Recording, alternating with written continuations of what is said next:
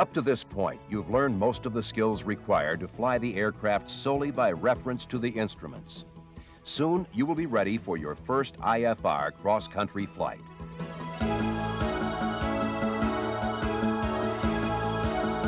Although thorough pre-flight planning is essential for any cross-country, it becomes even more important when the flight is conducted under instrument rules. By regulation, you're required to acquaint yourself with all available information, including the weather, fuel requirements, and any known traffic delays. You must also have an alternate course of action in case your original flight cannot be completed as planned. To illustrate the proper steps, let's plan a flight between Miles City, Montana, and Jamestown, North Dakota.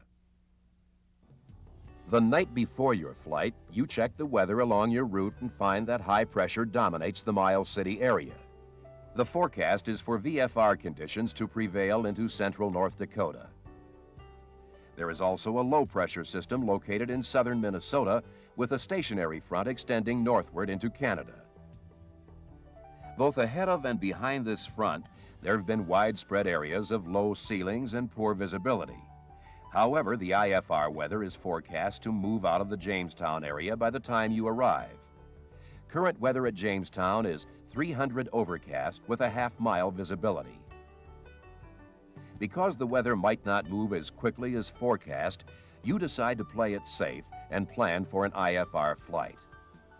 You begin your planning by gathering up the materials you'll need, including the en route chart, approach charts for the departure, destination, and alternate airports, and the airport facility directories for the area you're flying through. You will also need a navigation log, flight computer, and any other material you would normally use to plan a cross-country flight. The first thing you should do is check to see if there is a preferred IFR route for your flight. Preferred IFR routes are listed in the en route section of the Jeppesen Airway Manual and in the Airport Facility Directory. To determine if preferred IFR routes exist, look for the city near your departure point. There are no preferred IFR routes between Miles City and Jamestown. You should also check for any special arrival and overflight routes. Again, there is nothing for your flight. By referring to the chart, you determine the easiest and most direct route is to follow Victor 2 through Dickinson and Bismarck, and then to Jamestown. While you're looking at the chart, you should also take the time to select a possible alternate in case a diversion is necessary. Bismarck seems to be a good choice for a couple of reasons. One, it has an instrument approach, and two, it is along your route of flight. Remember, the IFR conditions are moving to the east, so if the weather is good when you pass over Bismarck, it should remain the same or get better if it becomes necessary to backtrack. Once you have the route in mind, record the necessary information on the navigation log. This includes the fixes, route, and distances between fixes. You should also note the MEA for each segment. The highest is 6,000 feet between Miles City and Dickinson. Then consult the chart notams to see if any of the navigation aids along your route are affected.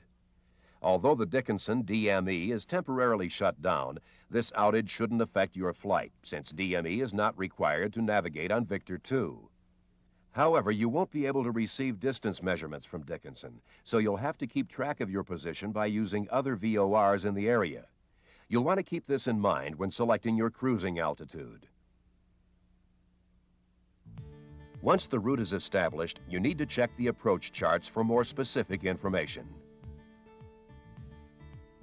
First, you need to find out if there's an IFR departure procedure for your departure airport. Miles City doesn't have either one. It's also a good practice to study the approach charts at the departure airport in case you must make an unscheduled return after you take off. Using the approach chart, check to see what communications frequencies are used at the airport and record them on the nav log. Turning to your destination airport, check to see if there's a standard terminal arrival route. You find that there isn't a star for this area.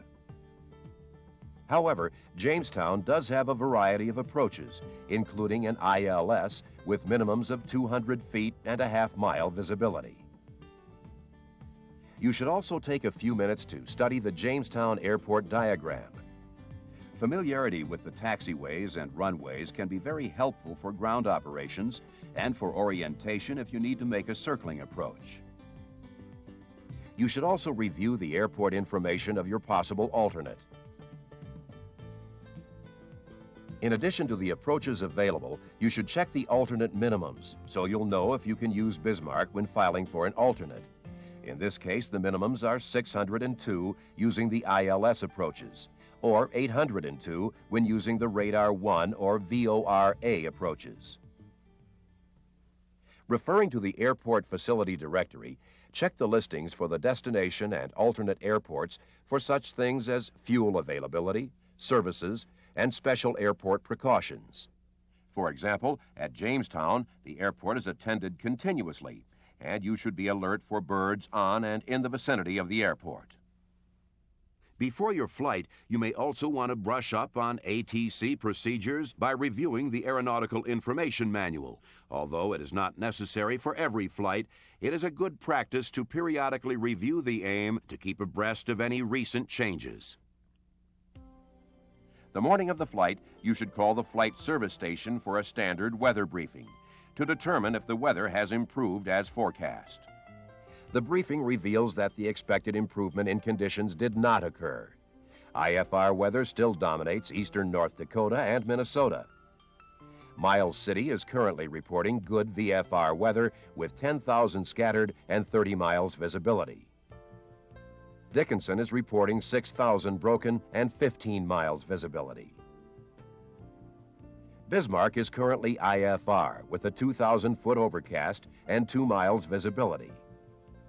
At Jamestown, your destination, the last reported weather was 700 overcast and 2 miles visibility, with surface winds from 310 at 6 knots. Winds aloft for the route are generally westerly at less than 10 knots through 12,000 feet for Montana and western North Dakota, and light and variable through 12,000 feet for eastern North Dakota. NOTAMs indicate that the Jamestown ILS runway 31 glide slope is out of service. After gathering all the weather information, you realize you'll have to file for an alternate, since the forecast weather at Jamestown is below 2003. You should then compare the current and forecast conditions with the available approaches and minimums. With the surface winds at Jamestown from 310 at 6 knots, you'll probably fly a straight-in approach and landing on runway 31. The reported weather is 500 feet above the lowest approach into Jamestown, but with the glide slope out of service, the landing minimums have increased to 1,880 feet, which is still 315 feet below the reported ceiling. After reviewing the winds and temperatures aloft forecast, you select a cruising altitude of 7,000 feet. This altitude keeps you above the minimum en route altitudes and conforms to the IFR cruising altitudes. It should also let you receive the necessary VORs during the section of the flight when you won't be able to receive DME information. Using the forecast winds at that altitude, compute the estimated ground speed and the estimated time en route between checkpoints. This also includes the information back to your alternate. The fuel requirements for this flight include enough to fly from Miles City to Jamestown, then to the alternate, plus a 45-minute reserve at cruise power. You determine that you need a minimum of 44 gallons. After filling out the flight plan, you're ready to go. Because IFR flight plans require at least 30 minutes for processing, you may want to file at this time so it will be available when you're ready to depart. Before you leave, however, you might want to visualize the flight. For example, after departure, you should expect to quickly intercept the 062 radial of Miles City Vortac, which is Victor 2.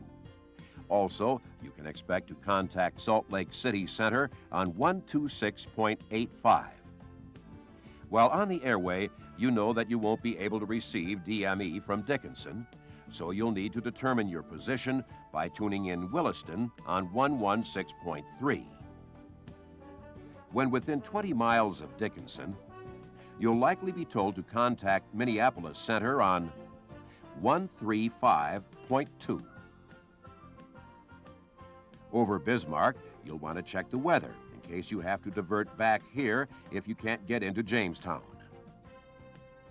With the winds at Jamestown, you figure you'll be cleared for the localizer approach to runway 31. If this happens, you'll most likely fly to the Jamestown Vortac. Then you'll navigate to the LOM and perform a procedure turn to get lined up for the approach. To do this, you'll fly outbound on the 126-degree radial of Jamestown for 5.8 miles, or track to the Sabin LOM.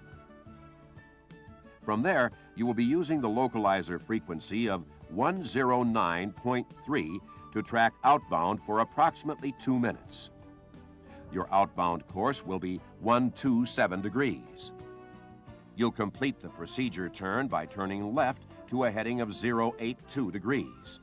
After 1 minute, you'll make a 180-degree right turn and fly a heading of 262 degrees to intercept the localizer inbound. Since the glide slope is inoperative, you'll begin your descent at the final approach fix, which is Sabin outer marker, or the 6.4 DME fix of the Jamestown localizer, not the VOR. The MDA for this approach with the glide slope out will be 1,880 feet. You will probably fly the approach at a ground speed of 70 knots. That means you'll be at the missed approach point 4 minutes 22 seconds after passing the final approach fix. You can also identify the missed approach point when you're at Jamestown localizer's 1.3 DME fix. If you don't have the runway environment in sight at that time, you'll perform a missed approach, which is to climb to 3,200 feet, then make a right turn and proceed direct to the Sabin LOM and hold. Then, depending on the weather conditions, you'll either request another approach or request a clearance to your alternate. You might also want to look at the other approaches at Jamestown to see if there's anything unusual which might cause you a problem. By visualizing the flight before you actually get in the airplane, you've formulated a plan of action, which should make the flight easier, safer, and less stressful. As you have seen, a good planning sequence is important for any IFR flight. Development of good IFR planning skills can eliminate disorganization and assist you in your in-flight decision-making. With a good route choice, an understanding of the weather, and a knowledge of the factors that could affect your flight, you will not only save time and money, but will greatly reduce the possibility of an unpleasant surprise during your trip.